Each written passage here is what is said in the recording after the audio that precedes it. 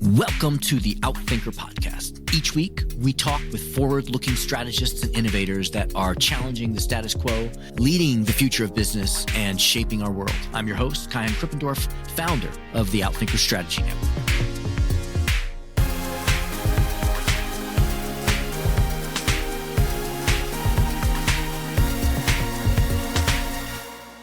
Fred Reichheld is the creator of the Net Promoter Score, or NPS. He's a Bain Fellow and the founder of their loyalty practice, which helps companies achieve results through customer and employee loyalty. His work in the area of customer and employee retention has quantified the link between loyalty and profits. He is the author of numerous best-selling books, including The Loyalty Effect, Loyalty Rules, one of my favorites, The Ultimate Question 2.0. His work has been widely covered in outlets like The Wall Street Journal, New York Times, Financial Times, Fortune, Business Week, and The Economist. Consulting Magazine chose Fred as one of the 25 most influential consultants. According to the New York Times, he put loyalty economics on the map. The Economist refers to him as the high priest of loyalty. In this episode, he shares key takeaways from his most recent book, Winning on Purpose: The Unbeatable Strategy of Loving Customers. He outlines how too many companies misuse and even abuse NPS. He offers lessons from companies who get it right, like Apple Retail, Philips, Schwab, Allianz, American Express, and Intuit. He describes why our historical view of capitalism is fading and why the emerging concept of capitalism will lead you to becoming truly customer-centric. He challenges us by showing why focusing on investor returns or even employee happiness is short-sighted, and why establishing a really powerful and really living a core purpose is fundamental to your company's long-term success. Ladies and gentlemen, Fred Reichheld. Fred, thank you. It is such an honor to have you here with us. Thanks for being here. My pleasure. So I read with great interest your new book, Winning on Purpose. And of course, NPS is so broadly known and so broadly adopted. You introduced that almost 20 years ago. What was the reason to revisit that now? Well, I've been deeply disappointed by how poorly companies have utilized the Net Promoter set of ideas in our system. It's been wonderful to have Net Promoter adopted so broadly and accepted across the business community. I read in Fortune magazine last year that they believe over 2/3 of the Fortune 1000 now use Net Promoter. I would say there's still only a tiny fraction of companies using it effectively and get anywhere near its full potential. What do you see companies are not doing correctly, or how are they misusing NPS? In this new book, Winning on Purpose, I go through all those specifics. But what I've realized in writing the book was there is a bigger issue that's getting in the way. You could point to, people are linking it to frontline compensation, and there's pleading and gaming and on. But these are all specific, and I think they're symptoms. The root cause of people misusing it is they don't understand the core philosophy behind Net Promoter. And that is that the primary purpose a company exists is to enrich the lives of its customers. And what I've discovered, to my chagrin, is that that's a tiny minority position these days. Bain did a survey of a couple hundred executives, a panel of senior C-suite people generally, and asked them, what's the primary purpose your company exists? Only 10% said it was customers. Most of them think it's either investors or a great place to work or some balanced scorecard mishmush, which is very politically correct. And obviously you have to serve everyone you touch. But the notion that customers come first has completely been lost. And I hope this book can get people back on track. Could you just untangle that for us a little bit? Because, a theme that comes up often here is if you focus on employees and make them happy, they'll make your customers happy. Or there is the idea of this multi-stakeholder company, right? Where we're going to serve society and an environment. Why don't they work? And why, if you follow those strands, do you come back to customer? Well, and you forgot to mention, and we need to have an inspiring purpose that rallies the troops. And in this day and age of the great resignation, how can we get this young, digitally savvy talent to jump on board and work hard? I think these are all important ideas and they're necessary. But what I've found is unless you get leaders in a company who inspire their teams to enrich the lives of their customers, that's the mission. And that's the way to think about it. The leader's job is not to make their employees happy. customers make employees happy for the most part. Because when you serve a customer and they are thankful and they refer you to friends and they treat you with dignity and respect and they give you helpful hints to get better, that makes you feel like you're living a worthwhile life. So the leader's job is to help team members earn that and make sure the customers feel the love so they come back for more and bring their friends. And that's what makes it a great community. And of course, there's a standard of behavior based on golden rule. We treat each other in that caring, loving way. But the whole community in a business has to put customers first or the whole thing collapses. Got it. And can you define golden rule for us in the way that you define it? Yeah. I mean, in the old days, if you go back to Confucius, thousands of years before the Common Era, it's don't do bad things to other people. And even through the Torah, I think it's pretty much don't do bad things. Then you get to a book of Matthew says, no, treat others the way you want to be treated, which is a little bit better. I think the golden rule in its best formulation is close to this idea of love thy neighbor as thyself. Treat people with loving care. Treat people the way you'd want a loved one treated. And it's a very high standard because you can't just do that and forget about the communities that are supporting that relationship. And you can't do it in a way that destroys your sustainability or dignity. So you have to find ways to enrich the life of a customer in a way that makes your life better and strengthens the communities and the values that they stand for. Golden Rule is a simple idea. It's been around a long time, but I think businesses are uniquely positioned to help build communities where treating people to that standard is possible. So I'm trying to imagine a strategist coming to leadership and using words like love, community, golden rule. And I love personally how much that language was infused in your work, but how do you tend to overcome the associations, entailments, and reactions to that kind of language? Yeah, because the subtitle of the book is The Unbeatable Strategy of Loving Customers. It's obviously true when you think about it. When customers feel the love, when they feel they can trust someone to treat them with loving care, of course they come back for more and refer their friends. That's what kickstarts the business flywheel, the economic flywheel. Business doesn't measure that, astonishingly. Net Promoter helps them a little bit, but most companies have no idea of all the new customers coming in the door, how many are coming because of referral versus how many are really coming because of sales, marketing, advertising, bot growth. So I think companies and strategists need to think, if the core to our success is inspiring teams to treat customers so they come back for more and bring their friends, we better get our measurement system upgraded so we can keep track of how many promoters we're creating who are behaving that way. And I think this is not a marketing issue. This is a strategy issue. One of the great frustrations for me over the decades of my career is people try to push this. Initially, they put it in marketing, Net Promoter, and then they push it in the HR and employees because it's making happy employees. You can't have happy customers without happy employees. All true. But no, this is about purpose. This is about leadership and the culture that you build. What does your community stand for? How will you measure success? And if you keep measuring success on profits, you're lost. That's why only 10% of business leaders think that they exist to make customers happy, because all the systems that they live by are built around financials and profits.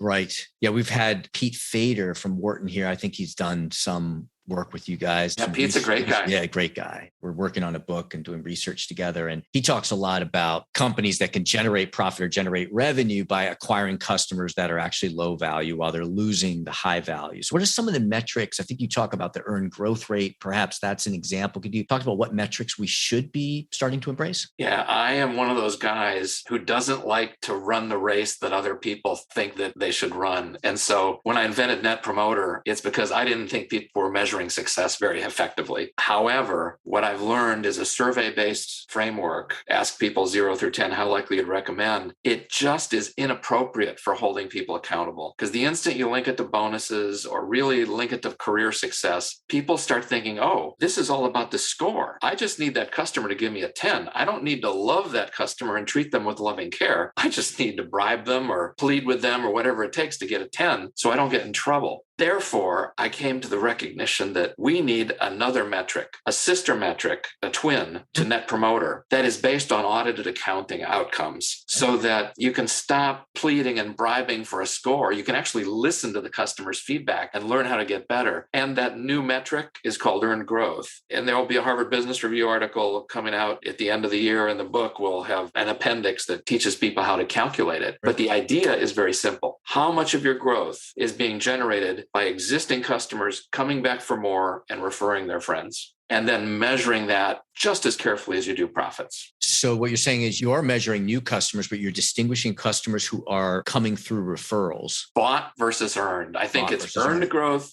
versus bought growth. And that's the distinction we really have to dig in. So many people will say, oh, our reputation is everything. It's in the Bible everywhere. A good name is worth more than silver or gold is one of the proverbs. But how many companies can actually tell you of all the new customers that came in, how many came primarily because of our reputation and referrals versus all those sales, market investments, to buy your growth? And I think 99% can't even come up with a good guess, let alone give me an accurate answer that they would report to their investors. Yeah. And I can see the implications in systems and measurement, they run deep. And so being able to have that insight takes a lot of... Well, and strategy. Let's say you're a really smart guy in charge of the strategy department for a Fortune 1000 company. And you know in your heart, the only way to win is to make sure your teams are treating customers with loving care. Anybody understands that. You don't want your kids to go buy from a company that doesn't treat people right. You don't want your mother there. You know it's true. But how do you build a strategy? Loving customers? Well, you have to have outcome metrics. When we touch a customer, what kind of behaviors are we going to see that we define as success? And I think one of the missing elements that strategists have been missing is evidence that this is economically rational. This is not soft speak. I'm a total shareholder return guy. I'm old enough where I really care about investment success. And I said to myself, well, let's look at the companies who have the best track record of loving customers. And Net Promoter Score, when it's measured correctly, is pretty good because Net Promoter Score, I named it Net Lives Enriched originally. It was of all the lives you touch, how many are enriched, how many are diminished. That's promoters, that's detractors. That keeps track of, have I lived up to the golden rule? And those companies who have the highest Net Promoter Score in their industry consistently deliver the best total shareholder return over the decade. And if you want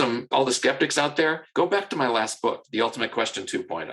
Take every public company that I listed as an industry leader and go check out the total shareholder return. And if you don't want to do the work, I'll do it for you.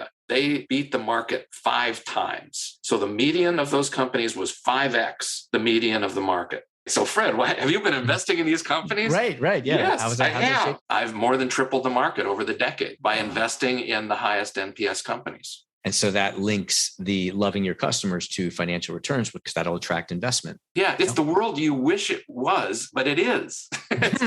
But you got to measure it and over enough time frame to see the truth, as opposed to all the perturbations of baloney that come through, the world of black swans and COVID and all these things that sort of hide the truth. But we look over a decade, these companies who love their customers are crushing it for their investors. I have so many questions, but I know we're reaching the top of our time with you. 2 big ones that I'd love for you to talk about is in your book, you show these list of values of companies like First Republic Bank and Discover, Amazon. What is the role of culture and values in what we're talking about here? As I've dug into these companies who love their customers, they build a community based on the golden rule, but then they parse the golden rule into the elements that make sense for their employees in their daily lives.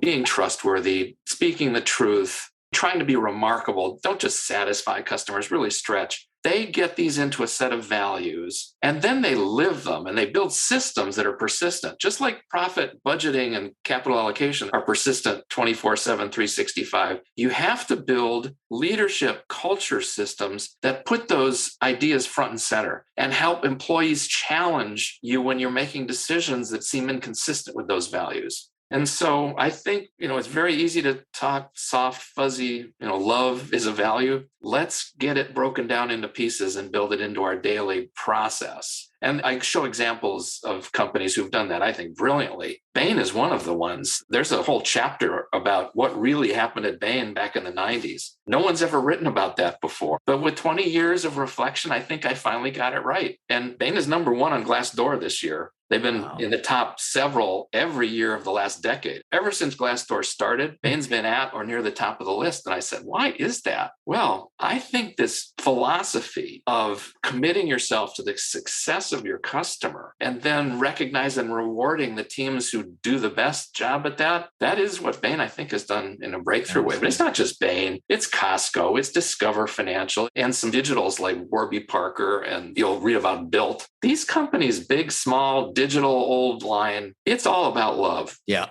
And not love in order to, it's the returns is a byproduct of the love, but the love is the primary motivator. Yeah, that's a tricky one, isn't it, in business? Because you all think it's about transactions and self-interest and greed. But I think the more the world sees business in that light, that's why capitalism is in big trouble in so many countries, including ours. I think it's time to get a little bit clearer about the best businesses, in my mind, are doing a better job than any church that I've seen at creating a community of love. And it's economically sustainable. And I think the really smart guys have figured out we can measure and reward and have accountability to values. You know, if you do something as a customer that really breaks the golden rule, in a great company, you get kicked out. You can't come back for more, whether it's Costco or JetBlue. And we need that kind of discipline, and business can give it. So what I think you're talking about is what you call customer capitalism. Yeah. Right? So could you just get practical for us and just lay out for us? You lay out kind of 6 elements or 6 steps that a leader needs to take in order to really fulfill on this promise of customer capitalism. Yeah, I mean, the old days, I looked into capitalism, the etymology of that word. It goes all the way back to the way that you measured wealth back in Egypt, I guess, was how many head of cattle you had. Capital is this capita, Latin for head. You just got the wrong heads. It's people. The value in a business are the humans and how many lives you enrich. And so customer capitalism takes that point of view. It measures how many customers you have enriched their lives. And then for your employees, how many employees has the community enriched their lives? And it keeps track of that. So I think business leaders need to be very clear about the purpose of the business, how it's going to measure success. They have to build persistent systems that reinforce those ideas so that they can swim against the flowing current that's been created by financial metrics. And I think strategy needs to be evaluated based on economically sustainable ways to enrich the lives of customers and create promoters, because the long-term sustainability and profitable growth only comes from customers coming back for more and bringing their friends. So let's measure that, guys. Got it. Awesome. Well, thank you so much for being here. How can people find you and follow us? Because me as a customer, as someone who serves companies, as someone who lives in society, I really hope that people are going to embrace what you have laid out for us. How can people start to adopt this? How can they find you? What should they do next? Well, read the book Winning on Purpose when it comes out in November. Maybe go to that book website. Bain is hosting it, so you can go to the Bain.com or netpromotersystem.com within that, but just search on that. Search on my name, Fred Reichheld. You're going to get a body of work. The reason I'm wearing this cap. Oh, I want to read what it says for those who can't see. It says 0 defections. Remember Zero back defections. in the Ghostbuster days? Defections. Yeah. This cap was back from the 1980s, I think, when we started the loyalty practice at Bain. And my first idea was 0 defections. You know, don't have people leaving. Mm-hmm. But what I figured out is that's the Confucian golden rule. That's the Torah. When you move forward to love thy neighbor, it's create promoters, enrich the lives you touch. And I hope that that's the message that people take away. Beautiful. Thank you again, Fred, for writing this book, doing your work, and for sharing it with us. Kaihan, my pleasure. Thanks. Thank you to our guests. Thank you to our producers, Karina Reyes and Zach Ness, our editor, and the rest of the team. If you like what you heard, please follow, download, and subscribe. I'm your host, Kaihan Krippendorf. Thank you for listening. We'll catch you next week with another episode of Outthinkers.